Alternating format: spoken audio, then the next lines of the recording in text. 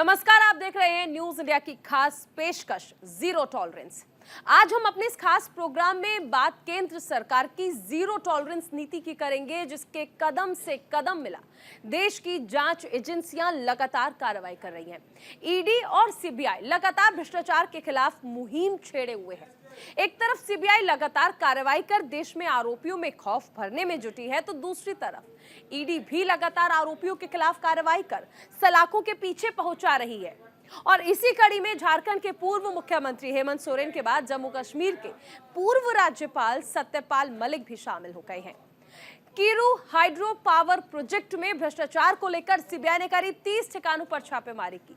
मुंबई में real estate समूह हीरा नंदानी के खिलाफ भी छापेमारी की गई। यहां ईडी ने एफईएमए के उल्लंघन में हेड ऑफिस के साथ साथ करीब 4 ठिकाने पर रेड की है। भारतीय जांच एजेंसियों का यह सिलसिला अब भी जारी है। हेमंत सोरेन के बाद ईडी लगातार धीरे धीरे अरविंद केजरीवाल पर शिकंजा कस रही है।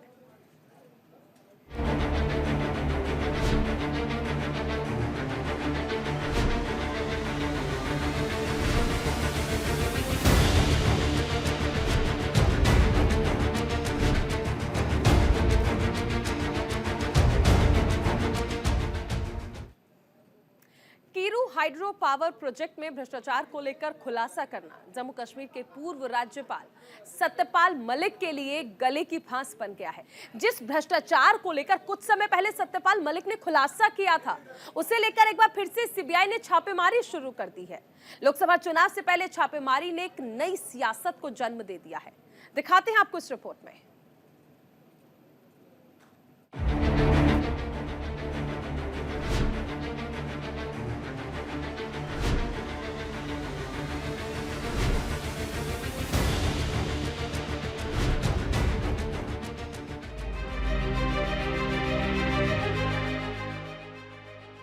2014 में केंद्र की सत्ता में आने के बाद से मोदी सरकार भ्रष्टाचार के खिलाफ जीरो टॉलरेंस के रवैये पर कायम है।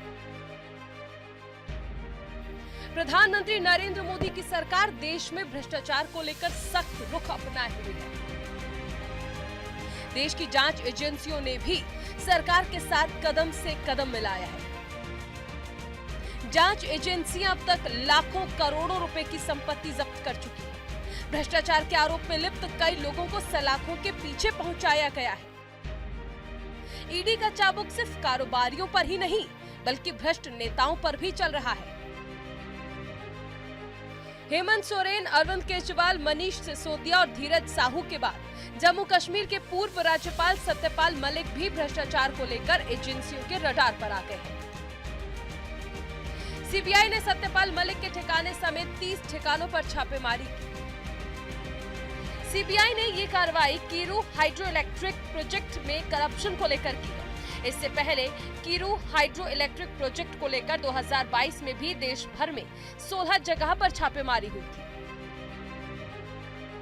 आपको बता दें कि भ्रष्टाचार के मामले में 2 एफआईआर दर्ज की गई थी, जिनमें से पहली एफआईआर करीब 60,000 करोड़ के कॉन्ट्रैक्ट को जारी करने में कथित भ्रष्टाचार से संबंधित है। ये रकम 2017-18 में जम्मू कश्मीर कर्मचारी स्वास्थ्य देखभाल बीमा योजना का ठेका देने के लिए एक इंश्योरेंस कंपनी से रिश्वत के तौर पर ली गई थी। एक निजी फर्म को कीरू हाइड्रो पावर प्रोजेक्ट यानी HEP के सिविल वर्क के लिए 2200 करोड़ का कॉन्ट्रैक्ट देने में गड़बड़ी से जुड़ा हुआ है। अगर बात करें तो Kiru hydro electric project Bharat की सबसे महंगी पनबिजली परियोजनाओं में से एक है। जम्मू कश्मीर में चिनाब नदी पर एक रन ऑफ द रिवर पनबिजली परियोजना है।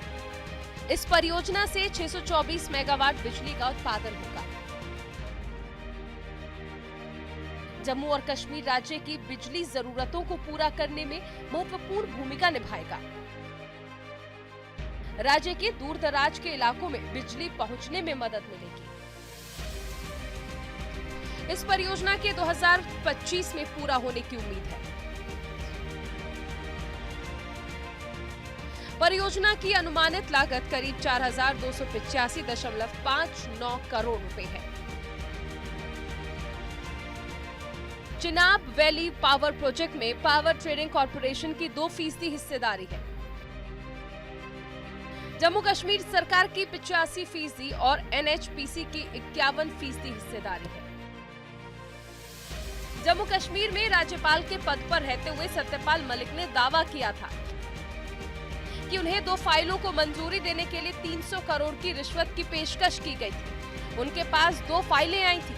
इनमें से एक फाइल देश के एक बड़े उद्योगपति, जबकि दूसरी फाइल महबूबा मुफ्ती और बीजेपी की गठबंधन सरकार में मंत्री रहे एक व्यक्ति की थी। जब सीबीआई पूछेगी तो ऑफर देने वालों का नाम भी बता दूंगा। वहीं पूर्व राज्यपाल सत्यपाल मलिक ने सीबीआई की छापेमारी को लेकर तीखी प्रतिक्रिया दी। उन्होंने सोशल मीडिया के जरिए जांच एजेंसियों पर निशाना साधा। सत्यपाल मलिक ने कहा, पिछले 3 से 4 दिनों से तबियत खराब होने के चलते अस्पताल में भर्ती हूं। मेरे सहायकों के घर पर छापेमारी कर परेशान किया जा रहा है। मैं किसान का बेटा हूं, इन छापों से घबराऊंगा नहीं। मैं किसानों के साथ हूं। बेबाकी से अपनी बात सबके सामने रखने वाले जम्मू कश्मीर के पूर्व राज्यपाल सत्यपाल मलिक सीबीआई की कार्रवाई से थोड़े परेशान दिखाई दिए। साथ ही उन्होंने इस छापेमारी को केंद्र सरकार की साजिश करार दिया। लेकिन जिस तरह से सीबीआई और ईडी केंद्र सरकार की जीरो टॉलरेंस नीति को लेकर आगे बढ़ रही है, उससे इतना तो साफ है कि देश में भ्रष्टाचारियों के खिलाफ जांच एजेंसियों की ये मुहिम रुकने वाली नहीं है। न्यूज इंडिया के लिए संजीव कुमार की रिपोर्ट।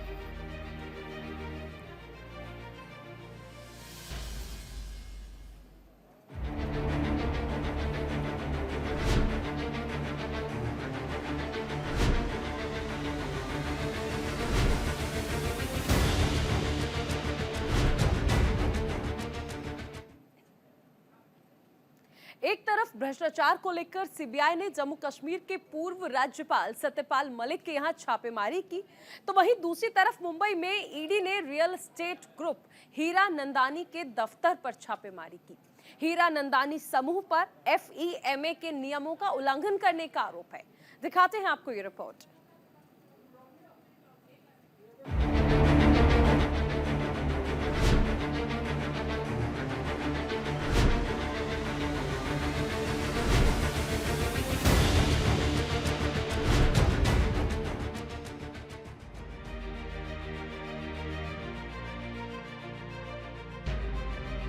टीएमसी की पूर्व सांसद महुआ मोइत्रा के कैश फॉर क्वेरी मामले में सामने आने के बाद हीरा नंदानी ग्रुप पर ईडी ने शिकंजा कसना शुरू कर दिया है। ईडी ने फेमा यानी विदेशी मुद्रा प्रबंधन अधिनियम 1999 के तहत मुंबई में हीरा नंदानी ग्रुप के करीब 5 ठिकानों पर छापेमारी की। रेड में हीरा नंदानी ग्रुप का हेड ऑफिस शामिल है। दरअसल फेमस रियल एस्टेट डेवलपर्स हीरा नंदानी ग्रुप पर कथित फेमा के नियमों का उल्लंघन करने का आरोप है।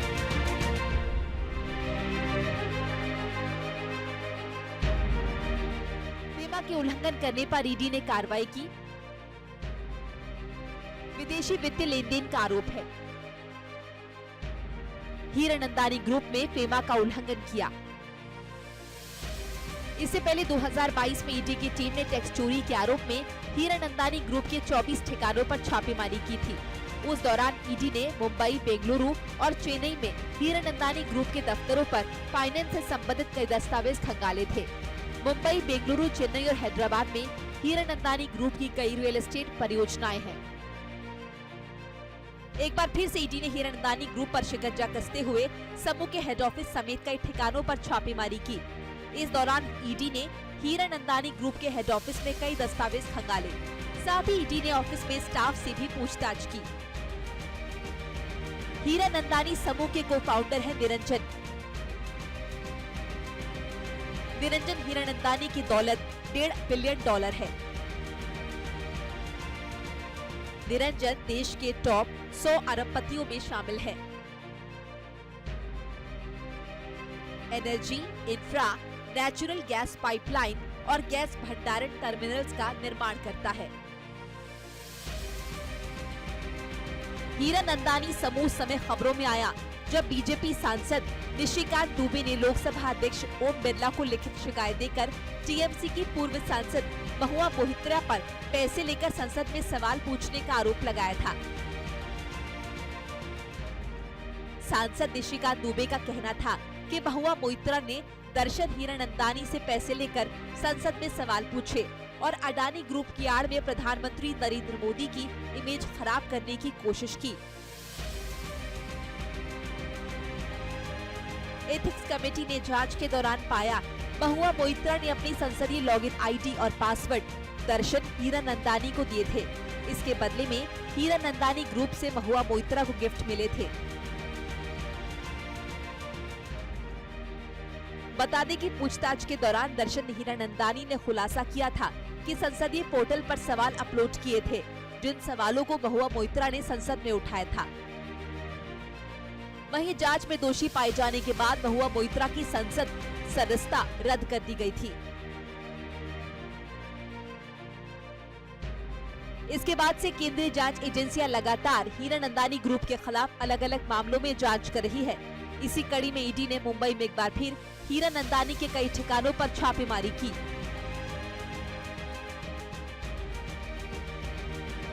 न्यूज इंडिया के लिए संजीव कुमार की रिपोर्ट।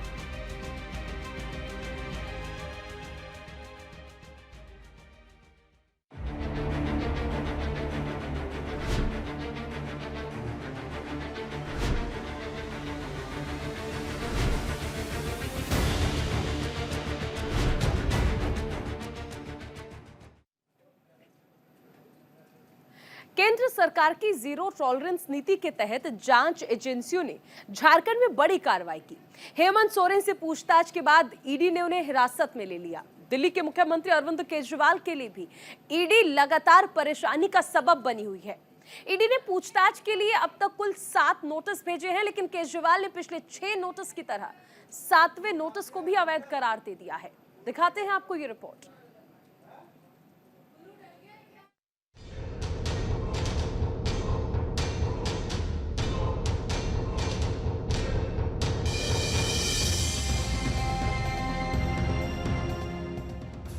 झारखंड में सियासी खींचतान के बाद ईडी ने पूर्व मुख्यमंत्री हेमंत सोरेन पर शिकंजा कसा।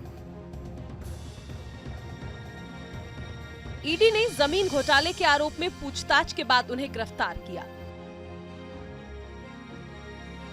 हेमंत सोरेन से पूछताछ के लिए ईडी ने कई नोटिस भेजे थे, लेकिन हर बार हेमंत सोरेन ईडी को चकमा देकर निकल जाते थे। हेमंत से पूछताछ के लिए ईडी ने दिल्ली में भी घेराबंदी की, लेकिन इस बार भी हेमंत सोरेन ईडी की नजरों से बचकर झारखंड पहुंच गए।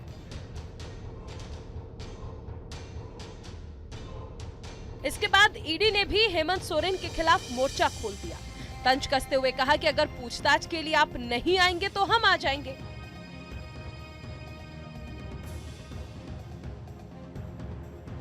इसके बाद हेमंत सोरेन ने ईडी की पूछताछ के लिए हामी भर दी। वहीं मौके की तलाश में बैठी ईडी की टीम पूछताछ के लिए पहुंच गई। पूछताछ के बाद ईडी ने हेमंत सोरेन को हिरासत में ले लिया।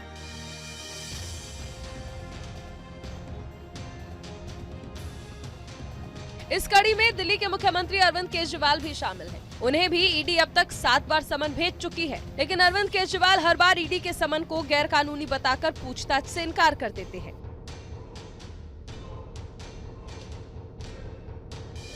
आपको बता दें कि दिल्ली शराब घोटाले को लेकर ईडी आम आदमी पार्टी के संयोजक अरविंद केजरीवाल से पूछताछ करना चाहती है। इस मामले में पूछताछ के लिए ईडी ने दिल्ली सीएम अरविंद केजरीवाल को समन जारी किया। इससे पहले बीती 14 फरवरी को भी ईडी ने केजरीवाल को पूछताछ के लिए समन भेजा था, लेकिन केजरीवाल छठे समन पर भी ईडी के सामने पेश नहीं हुए। इससे पहले बीते साल 2 नवंबर, 21 दिसंबर और इस साल 3 जनवरी, 18 जनवरी और 2 फरवरी को भी ईडी ने केजरीवाल को पूछताछ के लिए समन जारी किया था। छठा समन जारी होने पर दिल्ली के सीएम अरविंद केजरीवाल ने कहा था, हम कानून के मुताबिक जवाब दे रहे हैं और ईडी को नया समन जारी करने से पहले कोर्ट के फैसले का इंतजार करना चाहिए। आपको बता दें कि दिल्ली की कोर्ट ने केजरीवाल को ईडी के सामने पेश होने से छूट दे दी थी। ईडी का आरोप है कि अरविंद केजरीवाल जानबूझकर समन का पालन नहीं कर रहे और लगातार बचकाने कारण बता रहे हैं। ईडी ने कहा, अगर उच्च पद पर बैठे लोग भी इस तरह से कानून का उल्लंघन करेंगे तो इससे आम आदमी के बीच गलत संदेश जाएगा। दिल्ली सरकार ने 2021-22 के लिए एक्साइज नीति के तहत शराब व्यापारियों को लाइसेंस जारी किए। शराब व्यापारियों ने लाइसेंस लेने के लिए रिश्वत दी। सरकार ने मनपसंद शराब व्यापारियों को ही लाइसेंस जारी किए। उपराज्यपाल बीके सक्सेना ने सीबीआई जांच की सिफारिश की। ईडी ने भी कथित मनी लॉन्ड्रिंग के आरोपों में मामला दर्ज किया। आबकारी नीति से जुड़े मनी लॉन्ड्रिंग मामले में ही पूर्व डिप्टी सीएम मनीष सिसोदिया और आम आदमी पार्टी के राज्यसभा सांसद संजय सिंह न्यायिक हिरासत में हैं। खास बात यह है कि शराब घोटाले के मामले में भी आम आदमी पार्टी के 3 बड़े नेता जेल में हैं, जबकि अन्य आरोपियों से पूछताछ के आधार पर ईडी केजरीवाल से सवाल जवाब करना चाहती है। दिल्ली आबकारी नीति मामले में अपने नेताओं के खिलाफ कार्रवाई को आम आदमी पार्टी राजनीतिक साजिश बताती है। आम आदमी पार्टी का कहना है कि बीजेपी राजनीतिक बदले के लिए पार्टी को खत्म करना चाहती है। पिछली बार जब सीएम केजरीवाल को ईडी ने नोटिस भेजा तो आम आदमी पार्टी ने कहा था कि जेल भेजने की साजिश है। हम जेल से ही दिल्ली में सरकार चलाएंगे। इसके लिए पार्टी ने कैंपेन भी शुरू किया था। आप संयोजक अरविंद केजरीवाल के साथ साथ पार्टी के बाकी नेता भी ईडी के नोटिस पर लगातार सवाल उठा रहे हैं। जो राजधानी दिल्ली में हो रहा है, कुछ ऐसा ही हाल कुछ समय पहले झारखंड में देखा गया। आखिरकार हेमंत सोरेन को ईडी का सामना करना पड़ा। जैसे ही हेमंत सोरेन ने पूछताछ के लिए हामी भरी, वैसे ही ईडी ने अपने शिकंजे में ले लिया। और दिल्ली में तो पहले भी ईडी ने जांच के बहाने बुलाकर मनीष सिसोदिया और संजय सिंह को गिरफ्तार किया।